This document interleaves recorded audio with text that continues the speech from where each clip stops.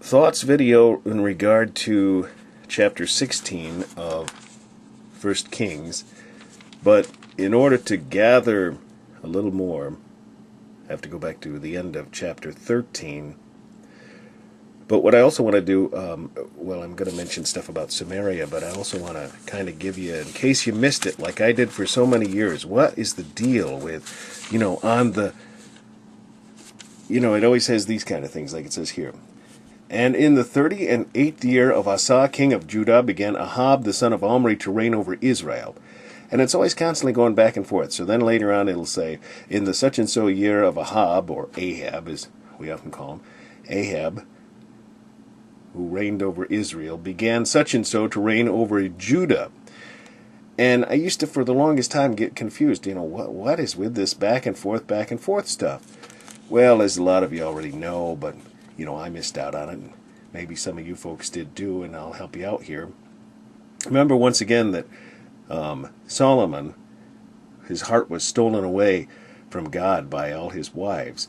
So God took the kingdom from him and said, okay, I'm going to yank it out of your control, but I'll tell you what, for the sake of David, I'm going to preserve one portion of all the tribes of Israel for my faithful servant David.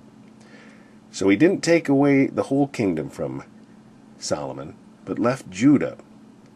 And there's, of course, another reason for that, because Jesus came from Judah. And that's really... But, they didn't know Jesus at the time, so he wasn't going to say, well, for my son Jesus, we're going to do this.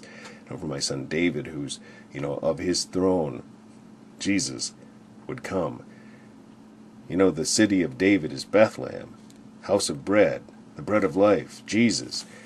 Okay, so anyway, that's how there was the separation. So Israel was under the control of, there was a king over Israel, 10 tribes of Israel. Then there was a king over the one tribe of Judah. Remember Rehoboam and Jeroboam. Those were the two different ones who things were. And here's it mentioned in chapter 14. As I flip back here, you can see Jeroboam, and there's all that goes on there. But this is interesting because in verse 32 of chapter 13 is the first mention in the Bible of Samaria. It says, for the saying which he cried by the word of the Lord against the altar in Bethel. Now here's something else that's really cool I'll throw in too. Chapter 13, there's the prophet that comes along. Well, Jeroboam was at the altar, and this guy comes along and prophesies about Josiah, who's one of the last of the kings. Now, Jeroboam and Rehoboam is were the first of the kings in this new division type thing. Of course, there was first Saul, then David, and then Solomon, but then the kingdom was split in two.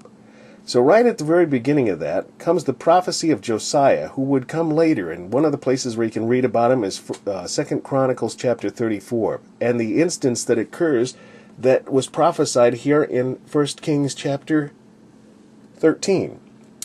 But nonetheless, here we go again. The mention of Samaria. Now here's something else that the Lord taught me in just one of the last times here that I've read the Bible.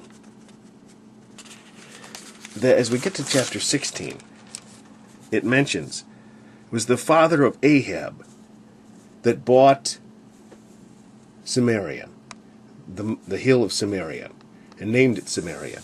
So maybe I'll have to fall upon it here. And right there, and bought the hill of Samaria of Shemer for 2 talents of silver, and built on the hill, and called the name of the city which he built after the name of Shemer, owner of the hill, Samaria. This is very significant. This is the guy who was over, in the 31st year of Asa, king of Judah, began Omri, reign over Israel, 12 years. Now, you know what this is the beginning of? Remember the woman at the well once again in John chapter 4. She says, our fathers say, in this mountain ought men to worship. The mountain built on the hill, called the name of the city which he built after the name of Shemer, owner of the hill, Samaria. He named it Samaria. The 10 tribes of Israel, who God separated, they did not hold to the traditions of the Jews, which, was no good. They didn't remain pure before God. They intermarried with different nations, watered themselves down. They became the Samaritans. This is why the Jews had no dealing with the Samaritans. They thought themselves better. To one degree they were, and that one degree was Jesus, because Jesus came from their line, but they had no reason to have pride in that.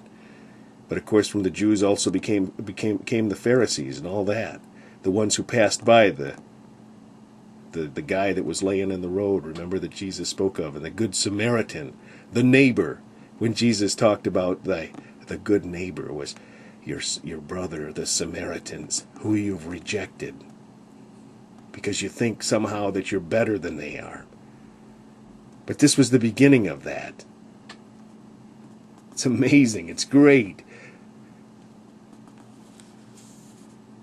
And the Jews, through the line of Judah, remained in Jerusalem. And